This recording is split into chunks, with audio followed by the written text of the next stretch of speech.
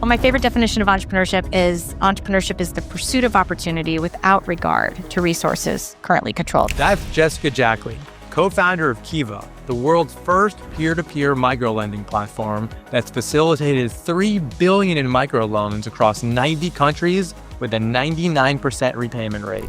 Don't feel embarrassed by very tiny and intentional beginnings. That's where everything starts. Design something effective and beautiful for the people you want to serve first. And if you do that, you'll find things work. She built Kiva from a $3,100 pilot with 7 friends in Uganda and reveals why pursuing what truly inspires you leads to great outcomes. Questioning and challenging assumptions around this monomyth of startup success that we have, like it's gotta be tech, gotta be a unicorn, gotta be done in a certain way with a certain culture. I find it to be a little bit ridiculous. And now she's teaching at USC, myth-busting Silicon Valley's founder worship with conscious entrepreneurship. Don't just ask for money, ask for time, ask for energy, ask for ideas, ask for participation. Because by the way, it'll come later if people have capacity. What's up, guys? I'm Jeff. I'm a serial entrepreneur and investor. And on this podcast, I sit down with the world's top founders to unpack how they actually build, scale, and think to help entrepreneurs get the tools and inspiration they need to succeed.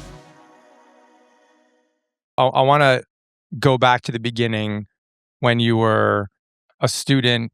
You didn't know what you wanted to be when you were growing up. You were still studying. Take me to that time. What were you thinking about and what were you working on? What were you passionate about? I grew up wanting to be a part of the good team. I wanted to be a helper. I couldn't really define much what my professional career would look like, but I thought, and this is good, like prefacing. I've changed my tune over time, but in the very, very formative years, Jessica as a teenager, I thought that nonprofits were good and we're doing beneficial things in the world. We're giving, we're serving, we're solving the problems that mattered, and that business was bad. And I thought it was just this black and white thing. It's a dichotomy. And so I wasn't interested in anything related to business and certainly not anything related to entrepreneurship. I thought, well, those are the ones starting these terrible machines in the world that like are greedy and selfish and focused on tricking people to give their money away for stuff they don't need. Like they're the gang leaders. I'm not entrepreneurship. Are you kidding me? So I was completely not interested in that. So I studied philosophy. So I wanted to learn how to ask the right questions. I think that was a good move. I love that I studied that. I studied political science because I wanted to know who in the heck was in charge of this place and what are they doing wrong. And I studied poetry just to kind of have a lot of white space, slow down, be reflective. And I loved my liberal arts education. I graduated without much of a plan. No nonprofits came to the career fair. Interesting. So I didn't know what to do. And most of my decisions in my life, I realize, without apology, I mean, were based around and are based around relationships. So I was in love with a boy in California. I moved out to California without a plan, without a job. And I happened to live on Sand Hill Road. They actually rebuilt the road. They made it a different road. It has a different address now, but it was 2010 Sand Hill Road. Wait, that's probably proprietary information for like security questions somewhere. Delete that part. I lived on Sand Hill Road. And it was one of the 6 houses between all the VC firms and like the apartment buildings. But we lived in a house. There were like 12 of us in a 3-bedroom. And I walked across the street to Stanford's campus on day 2 of like moving there with my suitcase and no plan, and handed out old school my paper resume. And I got a temp job as an administrative assistant for a few months at the Stanford Graduate School of Business, which was very worrisome to me. I thought, oh my gosh, I'm in the lion's den. Like, this is bad. I gotta like really be vigilant, not let them get to me. So anyway, I ended up landing not just at the business school at Stanford, but within that wonderful place, the Center for Social Innovation. It just so happened that's where my job was. So I was at the front desk doing some filing, greeting people, and I was in this incredible pocket where every day people were walking through those doors trying to use business skills and entrepreneurial thinking to solve social problems, the stuff that I really cared about. And they were really good at it. They were very effective. They knew how to move people and resources around and get things done.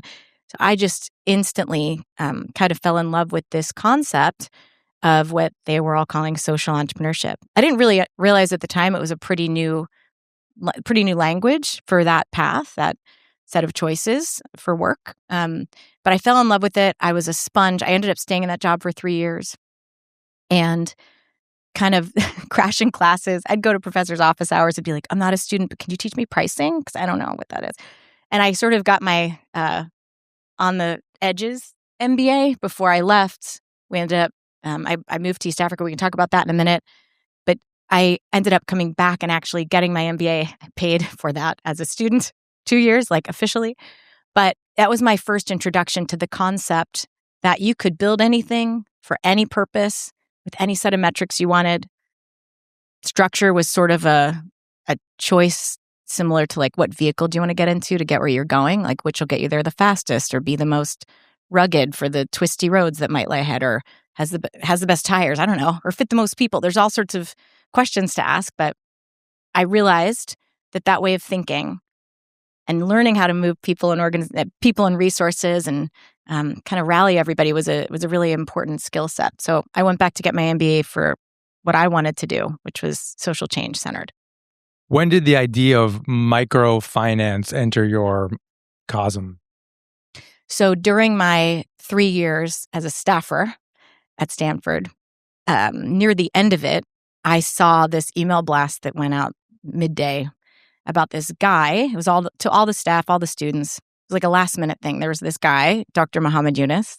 It was the fall of 2003, who was coming through campus, and he was going to speak about his work with the Grameen Bank, his Grameen Bank.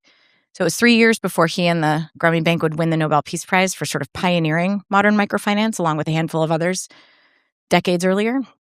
But I thought I'd stay late after work. I'd go to this lecture. It was in a tiny room. There were maybe 50 seats, and I sat in the back near the door thinking, this is really suspicious. This guy is called the banker to the poor. Like, I don't get it. Sounds sketchy, but I'll go and see what it's about. Well, it changed my life. It was one of these trajectory shifting moments where there are a few elements that really jumped for me. One, I heard a different story about poverty and potential than I had heard from a lot of the well-intentioned nonprofits and NGOs growing up, which was mostly focused on a story of sadness and suffering and desperation and need and urgency.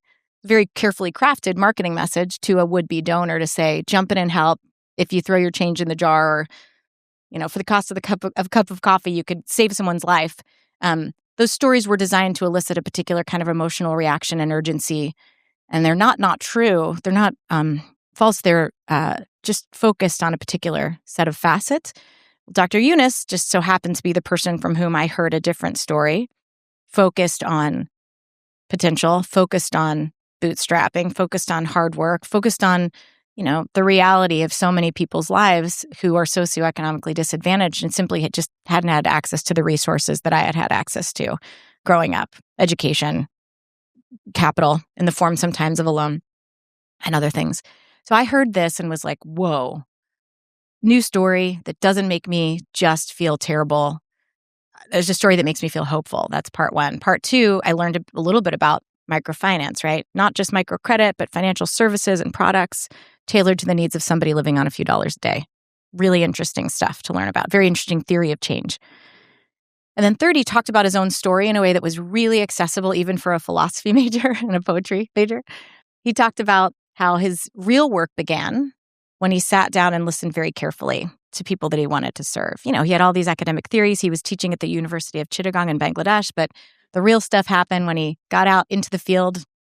I don't know if that's okay to say anymore, into the field and talked to this group of women who were weaving baskets and asked them basically about their lives. And they told him a story of being stuck in a cycle of borrowing from local moneylenders that charge sometimes 300 to 3,000% interest. I'm not misspeaking. The cacao and the caffeine are working. Those are real numbers.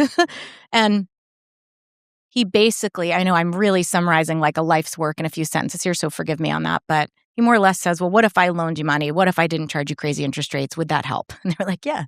So he does, and the rest is beautiful history. And it's not perfect, but it's a pretty amazing and interesting intervention based on a lot of principles I really believed in around respect and empowerment and equity. Just good stuff. So I heard these three things in a talk, staying late after work. I thought I was going to leave. I was literally on the stairs near the back door.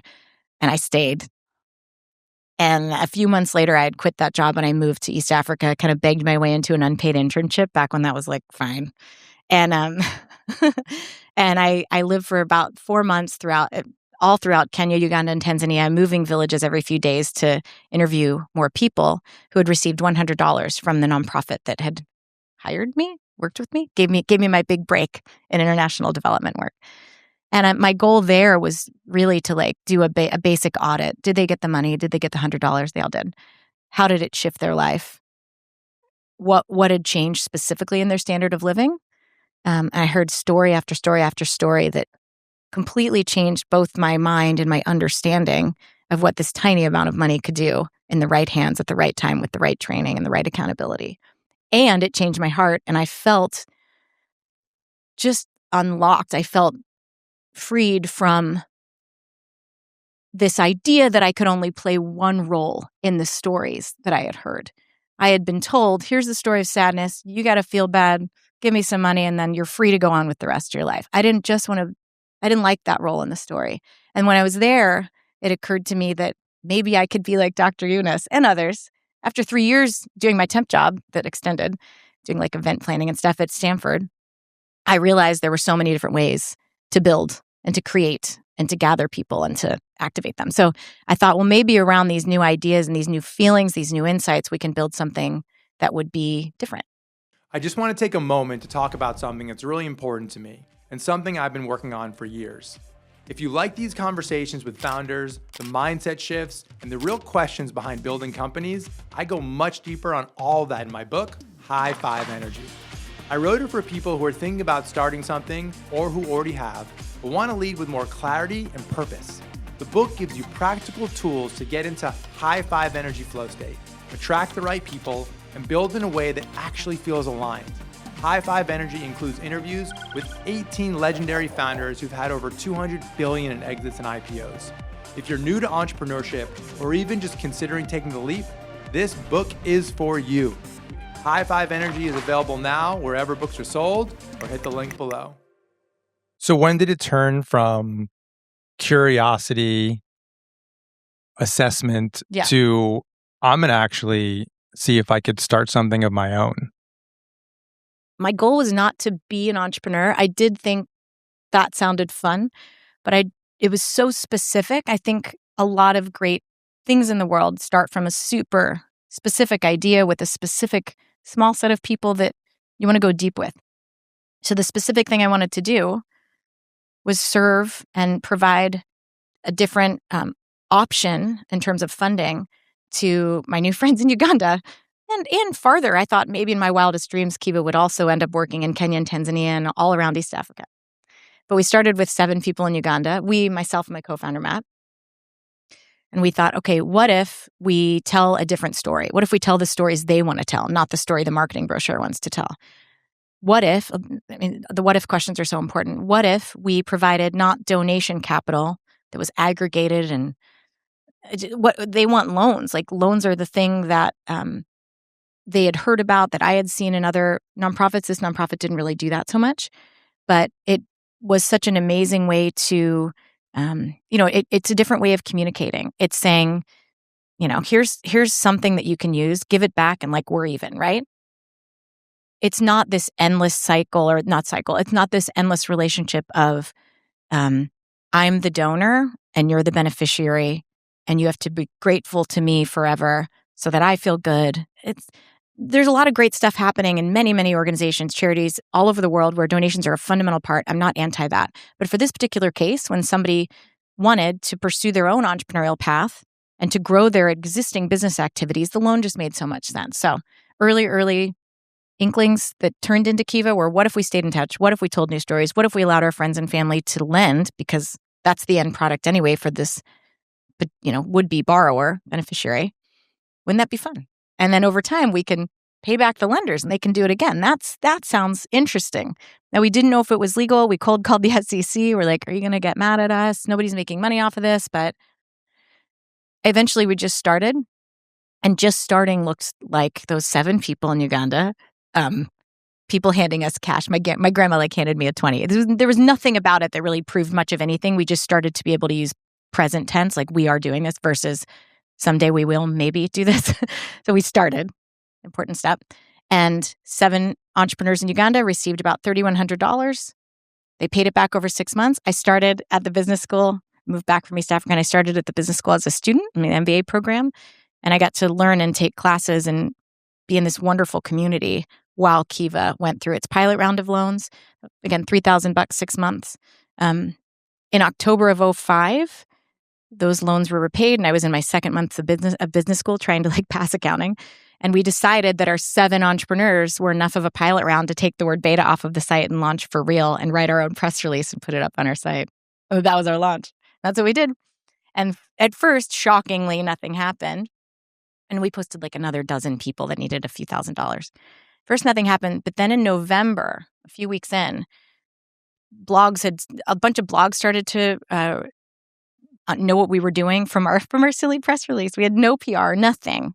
They started to write about it, and about 300 of them had done something on Kiva in that month, including the 2 of the 3 most widely read at the time, Boing Boing and Daily Kos. So those wrote about Kiva, and suddenly we'd post something on the site, a borrower's profile on the site, goat herder, Uganda, needs $300, and we'd hit refresh and it would be gone. People were lending that quickly. So we had this onslaught of traffic. So year 1, we ended up facilitating $500,000 in loans, official year 1. Year 2 was $15 million. Year 3 was 40. Year 4. Anyway, next year was 100. And Kiva's closing in on $3 billion in loans and these $25 bets from people all over the world to other people all over the world. When you look at where, I believe it's almost at 100 countries where there are borrowers, but I think when you look at lenders and borrowers all around the world, it's at one point we were I think that's more countries than the UN recognizes. So it's all over now. And and it was strange to have not necessarily pursued entrepreneurship outright, just wanted to do this specific project that grew a lot. And then to step back a few years in and say, oh, I can build stuff. This is a thing. This is really something I can do. It was selfishly, it was such a gift to get to be a part of that. $3 billion in microloans. And what was if you look at that $3 billion, what was the repayment rate when you look at the macro? Overall, so the website's always smarter than I am. That's my big caveat. But I believe it's hovered between 98 and 99% repayment rates over the last, we're closing on 20 years in October. We do a round of applause for that because that's unbelievable. Just to put some stories behind these faces and these loans, are there any particular stories of the earliest entrepreneurs? I know you wrote a book, but any stories that would paint the picture of that inspiration of the entrepreneur that could do something with $100, $50, $20? Yeah, totally. The one, I feel like it's maybe not that exciting of an answer, but I will tell you the one for whom his story was so representative, besides the fact that he's a he, because most of the folks I met with and worked with are and were women. But this gentleman named Patrick was a brick maker. And during that first few months, during that internship, I met him and he told this horrific story of having had to flee the northern area of Uganda with his brother with nothing, clothes on their back and that's it. They lost all a rebel group had attacked their village and they lost their parents. They lost all the animals, their wealth. Everything was burned down and they just ran. And when they finally sort of ended up in Tororo, Uganda, everyone's a cousin, it feels like. So they found distant cousins. They sort of parked there, but they had nothing and they didn't want to be a burden to the cousins, the family that had taken them in. So every day they'd try to hustle and figure out how to survive, selling the smallest things that they could find, reselling for, little bit fractions of, $1, pennies each. But anyway, one day Patrick describes how he's sitting and thinking about the day, what am I going to do today to make sure I feed myself and my little brother? And he's kind of just mindlessly, we might, I don't know, pet the cat or something while we're thinking. He's digging into the earth and he's oh, wait, there's clay in this earth. So he starts to dig more and he starts to shape it and form it.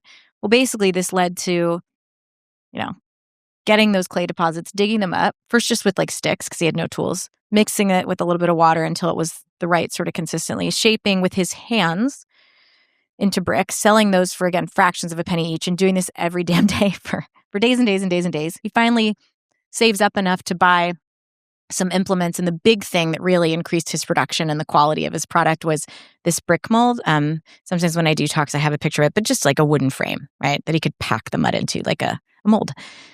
That allowed production to speed up. Quality was much higher. He made a little bit more on every brick that he sold. And then he thought, okay, how else can I add value? He knew that you could dry the bricks in the sun and get what you got. But he also knew that he'd seen people in other villages do these self-contained kilns, stacking the bricks and building a fire in the belly. And so he made sure he saved up for a bicycle ride by taxi over to the next village, did like a few days of apprenticing there, figured out how to do that, sold the bricks for more. And by the time I met him, he was a few years in. He had hired his brother and 2 other guys in the village, and he would point out buildings that they had made all around, different homes in the village, literally just like with the earth beneath their feet. So you get a story like that, and I had heard hundreds of those. And you think, okay, these are my favorite stories of all time. Everyone needs to know these stories. And this is so different than the very myopic story that I had heard growing up to, again, cause a certain reaction and slot us into these particular roles in response to the worthy missions of other organizations. So I wanted to do something different, and that's And what I did. how do you convey those stories on the website? Like, were you telling the stories? Were the entrepreneurs themselves telling stories? To be totally clear, I haven't been full-time at Kiva for over a decade. So whatever I say is like historical founder information, not current today, reporting in from the organization in official form. So yeah, in the beginning, I was there. It was me with my new friends, taking pictures, writing down what they told me. A lot of them had not gone to school long enough to read and write. So I would take notes. Later, over time, the way the organization is structured, there's sort of 4 pieces. You have the Kiva staff, there's about 200 some all over the world now. And you have the website itself where everyone gathers, the platform, the marketplace. You have borrowers.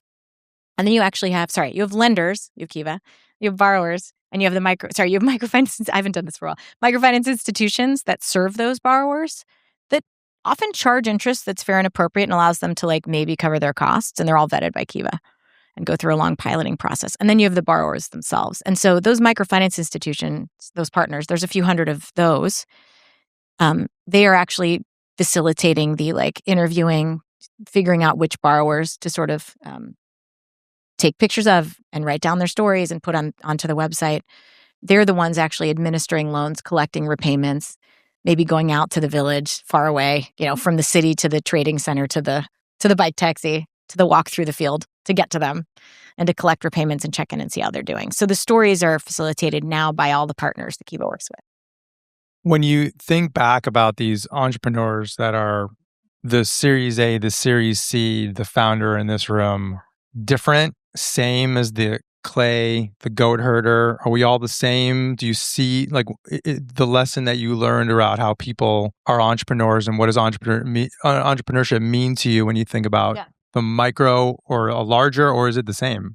So my favorite definition of entrepreneurship, as he's heard, is Howard Stevenson's a Harvard Business School guy. And he says that entrepreneurship is the pursuit of opportunity without regard to resources currently controlled. And it might sound very like, is that very romantic and lovely? But I like swoon at this because let's break it down. So think about this, the pursuit of an opportunity, the pursuit of this invisible imaginary thing that you think you can make real in the world. I mean, that alone, like the use of imagination and understanding and envisioning what might be, like it's just so beautiful. So the pursuit. And the pursuit, I picture like the couple like running through the field into each other's arms. Like you're just like doggedly running after that thing, right? So the pursuit of this beautiful invisible thing about the way you want things to be, the way you want the world to be. And then without regard, I'm getting chills, without regard to resources currently controlled. I like to take artistic liberty and decide that means more than just money, resources. So no matter what, you figure out a way to keep taking steps forward, over, around, through whatever comes up in this beautiful, romantic, like pursuit of the beautiful picture you have in your mind. A lot of us do have real blockers, but I bet everybody in this room has not had quite as many blockers as Patrick had. I don't know, maybe, not to be too presumptuous. But he figured it out. Like, he figured it out. He disregarded. I mean, the idea that this definition has more heft and more surface area around like what to not pay attention to than the thing itself. You're pursuing an opportunity. By the way, do not pay attention to all this other stuff. whether it's external limitations that you think you have, like, oh no, I didn't get my Series B in funding. Okay, well, all right, we'll figure it out. What else can you do to figure out the next step? Whether it's resources or some idea that you've been given that you don't have the right network, or you don't have the right training, or you took, you went to coding school and now it's AI. Oh no, I didn't do the right thing. There are always things that the world can tell you or you can tell you don't have that you need to actually do the next step. And usually that's not the case. Almost always there's like something else. There's a workaround. There's a way to get through. I say all this because I think in communities where the default is to talk about venture-backed companies and the alphabet train of A, B, C, D, blah, blah, blah, like that's one way. There's so many other ways, and they're worthy and they're good. And in fact, I taught a new class this spring around really debunking and questioning and challenging assumptions around this monomyth of startup success that we have. Like, it's got to be tech, got to be a unicorn, got to be done in a certain way with a certain culture. I find it to be a little bit ridiculous. So, are we all the same? I think that there is a bit of a scrappy, like, there's something different that I see in a lot of entrepreneurs in the majority world, and it's called that because it's the way life is for most people on this planet. So I think there's something there that we can all learn from, if anything. Yes, we are all very, very lucky and blessed, whatever words you want to use, to have access to education and resources. And like, I wouldn't trade that. I'm very grateful for those things. And there really is, we should pay attention and understand and learn from folks that have had to do it for survival to really, like, I find inspiration and a good dose of humility in seeing all the things they've disregarded to keep pursuing.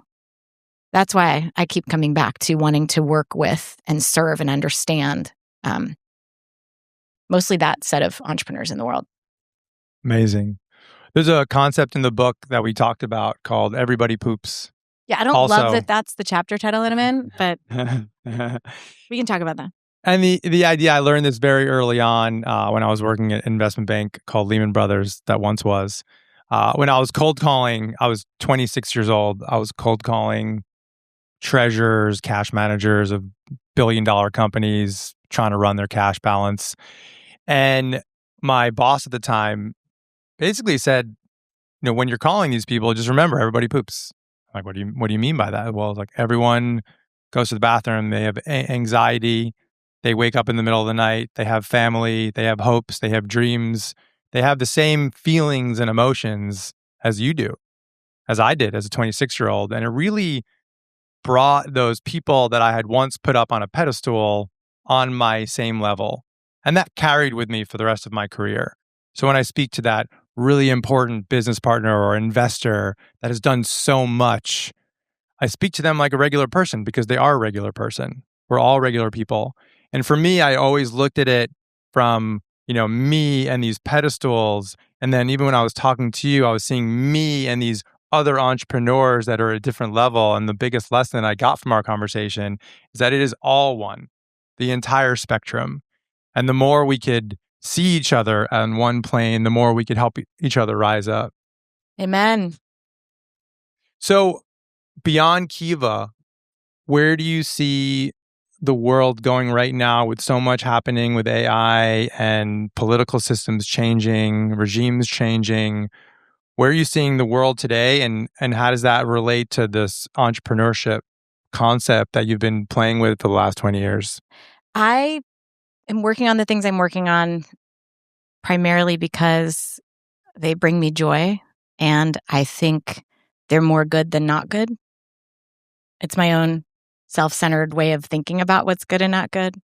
My hope for all of us is to wake up every day and not be asleep at the wheel, but to actually be working with intention and understanding whether we're playing a smaller role or a bigger role in the direction of the thing that we're working on, making sure we're a part of something that we're really proud of, making sure we're backing something that really matters. I'm not saying like the basics of making the world run don't matter. They do. And when I look at attempts to bake in or to Frankenstein on later, maybe, like initiatives for purpose and for good and for mission, I don't think we talk enough about prioritization. Like, it's cool to want to build a new app that does X, Y, Z. That's great. And then at the very, very end to work around and say, but also we'll give like tiny bit to people to build wells. It'll be so great. Like, okay, what do you really like? What's the main thing you want to do? It sounds like the main thing you want to do is this. Okay. You feel good about this. Great. If you wanted to do this, you could. That could be the main thing you did. I'm just saying. You don't have to. But I think sometimes we lull ourselves into not prioritizing the things that might, when pushed, really matter more to us.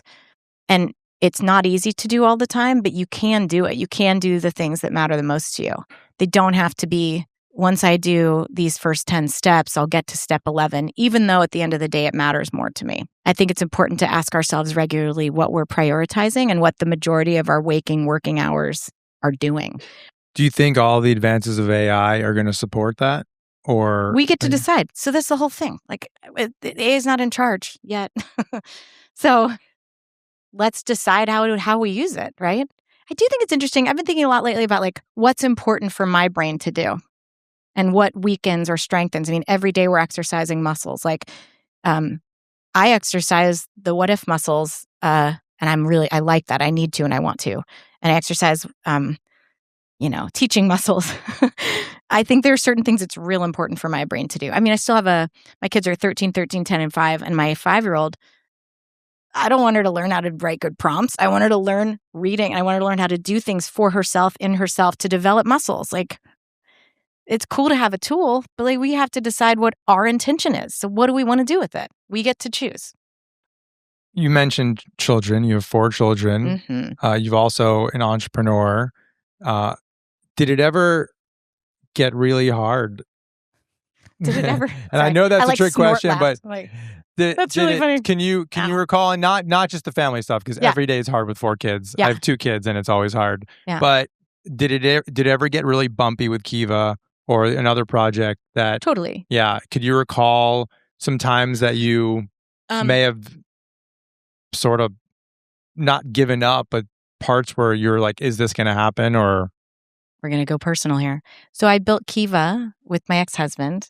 Kiva took off. Marriage crashed and burned. They weren't causal. It just happened. And it was very sobering because when I left both marriage and Kiva at the same time, it was like a self-inflicted double amputation of my main pieces of my identity. Not ideal. And I had to do this hard reset. I had these few months in Mexico where I just like went and lived by myself on the beach and surfed every day. And instead of eat, pray, love, it was like cry, surf, cry. Like it was a clarifying moment for me. And I decided no matter what whatever professional successes might happen or might be within reach, never, ever, ever, ever would I prioritize themes, those above my relationships. And you can't control everything with the relationships. You're one part of it. And you can't control, parenting metrics are weird. How's everything going? I don't know. Cyrus is happy today. Jess has a cold. I don't know. But I know I know I can control the inputs and I know which inputs matter to me. And I sleep real well at night because I know that I am doing the pieces, doing the things and playing the role, being a parent in a way that feels really good to me. And whatever else I can do outside of that, I'm going to have a lot of fun and keep building stuff and do my teaching and do other pieces. But I will not live through another season ever again in my life where I put those off to the side and deprioritize those. So is it hard to do that? Oh yeah. Do you have to not do other things to also have a career that you love and is thriving and a family that is thriving? Yeah. I don't have like a bunch of free time to do a ton of hobbies. I mean, I kind of still do a lot of stuff, but I involve my kids. We do stuff together. We'll do little book clubs together, or we'll do our gardening together, or we'll do whatever, service projects together. So anyway, it's gotten hard. So in my second startup, I had a lovely investor so I had raised 2 rounds. And then I found out I was pregnant with twins. And I told my parents and like my dearest friends. And then I told my investors. And then he wrote a blog post that kind of outed me and was like, I just invested in this girl. And now she's pregnant with twins. And I don't know. I'm not even kidding. By the way, coded to the story, he's now an LP in my fund. Like, we're all good. We're fine. But I basically called and was like, do you want your money back? Again, phones. I was like, do you want your money back? Because I don't want your money if you don't believe in me. And like, I'll be able to do it all. Now, I didn't know. I wasn't a mom yet, and I didn't have twins yet, and it was super hard. And the startup ended up months later, a year later. Yeah, it was after the twins. So a full year later, we decided to shut it down proactively because we had made a crowdfunding workaround pre-Jobs Act before crowdfunding was legal for a for-profit entity.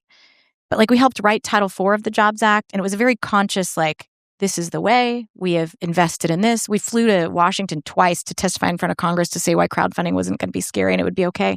So anyway, we did a real thing, and we ended up giving some of the assets back to investors. And it wasn't the exit success. I mean, technically we did exit, but it was like to another investor for a small amount to get the assets settled on everything. But we did that very proactively. So anyway, I say all this because at the time I was confronted, pregnant with twins, first-time parent. Of course, my reaction was like, back off, I got this. And I had just decided I would do it all. And I somewhat regret and feel sad that I had to be put into that position because I didn't know how I was going to feel. And I was more like, I'm going to do it all versus how do I feel? What do I need? What do my babies need? So I ended up winding down the startup about 3 to 4 months in. And it was a business decision, and I caught my breath, and I was able to work more flexibly and just be super present with my babies and to be the parent that I wanted to be, which was the priority. Thank you for sharing that. Yeah. I got kicked out of TED Women for nursing my third son, not even in the big room, but they were like, he doesn't have a ticket. It was a whole debacle. There's press on it. It was kind of crazy. He doesn't have a ticket. Yeah. It was, I know, TED Women. Sorry to knock Ted. Thank you, Ted. They're listening. Sorry. Yeah, but there's a lot. I think every parent, particularly women, we got stories. We got stories. Well, speaking of stories, when we started out today, you told me the story. You were on Sand Hill Road. You got this job. You happened to see an email. I love stories that define an entire lifetime that always start with, I happened to see this email. Yeah. And then I happened to be in the back of this class and I heard this narrative and it changed my life. Yeah. And then you went on this road. What do you attribute to those breadcrumbs? And those breadcrumbs did you continue to see those? Is that how your whole life has been? Yeah. So this is such an old reference, so sorry. But you know how in Slumdog Millionaire, he's answering all the questions, but he looks back and all the things had happened in his life to get him to answer those questions. I always feel like my life this way. And the book is that was a bit of an inspiration. My book is basically, autobiographical, but in between each chapter is an entrepreneur that I met along the way that totally shifted how I thought about something that became really important in the next chapter. Anyway, I think if you are awake, if you are paying attention, if you are saying yes more than you're saying no to the good stuff that's coming at you, if it hadn't been that, I think I would be a very happy person and working on something else equally wonderful or equally whatever, because I would have heard a different lecture and I would have been very passionate about education or clean water or something else, and it would all be okay. So I do believe that my husband is my soulmate. I do believe that, but I also believe there's something to be said for you choose and then you kind of, in career, you choose and then you love the one you're with and you work on it and you get good at that thing and become an expert in that space, but you could choose almost anything. So I feel grateful for all the breadcrumbs and I think they're everywhere. And it's just a matter of like being excited about what you get and making the most of what you can with what you have. What's next for you? So I'm teaching. It's the best. It's really, really amazing. I teach social entrepreneurship and design thinking, and then these other wonderful classes like the one where we question startup success. Like, what does it need to look like? I'm also working on coalition building among volunteer organizations, nonprofits that do volunteering. I think there need to be new standards in place and like quality control. A lot of the platforms and the websites with all these opportunities are just like kind of, again, it's a bummer because it's tricky, and I don't want to speak ill of, again, well-intentioned nonprofits, but they're just sort of low quality. I had an idea a few years ago that I would do 100 volunteer projects in a year. I got to like 30 because 10% of the ones I pursued worked out. It was just so hard the supply is weak.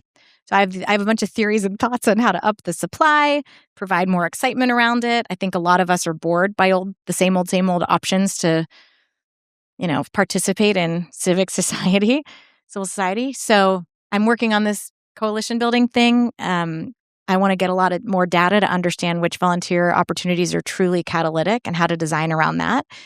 Altruists, the company that I did Y Combinator with, was an attempt to package volunteer projects for people to do anytime, anywhere with their families. It was like a Kiwi Crate-esque subscription that would show up at your door, and then you'd make a keychain and learn about unhoused people, and then send that keychain off to a nonprofit that we worked with that would literally put the first house key for a family moving off the streets onto that keychain that the kid made, and then they'd move into these beautiful 3D printed houses that they're putting. We had these wonderful projects, wonderful partnerships. I think it needs a lot of shaking up. And so I'm trying to invent new projects, teach nonprofits how to templatize and have better supply, all that stuff. So that's one. The other dream that I have, this is the first time I'm saying it out loud, but we'll see what happens. I look at the YCs of the world and the incredible resources and training that exist for-profit traditional startups. And when you're building, I am agnostic, but when you're building something that is truly mission-driven, mission-centered, it's a different animal. And I don't think there are really high-quality resources. So I'm building a platform in all my spare time I want it to be the ultimate sort of guide for new nonprofit founders. There's this crazy insight from the last few years, again, of looking at all sorts of pieces, but nonprofits generally, 501c3s generally, but all the other 501cs that exist, volunteer orgs. So there's 1.1 million nonprofits in the country, and not all are active. Just say it's about 1 million. Do you know how much turnover there is? So every year, 50 to 100,000 new nonprofits start. It's 10% of the sector. It's bananas, but they die off because they burn out. So I've been studying why do they die in year 1, 2, 3, 4? What would you do in week 1, month 1 to counteract what might get you in that phase versus the next? So I'm trying to design the world's best support system for brand new nonprofit founders, because there are tens of thousands of them every year. And I think if we could move the needle there, start people off on a better path to success, really understanding what those needs are, not just going to a for-profit accelerator or incubator and translating everything kind of to suit your needs. It's a different animal to design something that's impact-centered. So I want to create that. I would say timely. There's a lot happening politically where the federal government was previously supporting a lot of these types of endeavors. Oh, yeah. And a lot of those cuts are happening, as we're seeing globally. Yeah. Not just in the US, but in other countries as well. So it feels like this is, timing is everything. And Absolutely. This feels right on time. Yeah, thanks. I appreciate it. I'm excited. My last question, and then we're going to hand it over to the audience for some Q&A. What advice do you have to the entrepreneur or aspiring entrepreneur? I'm sure some of these people have day jobs and are thinking about starting something in today's age, in today's world. I think my advice today would be different than general advice I might give in other moments in time. You brought up AI.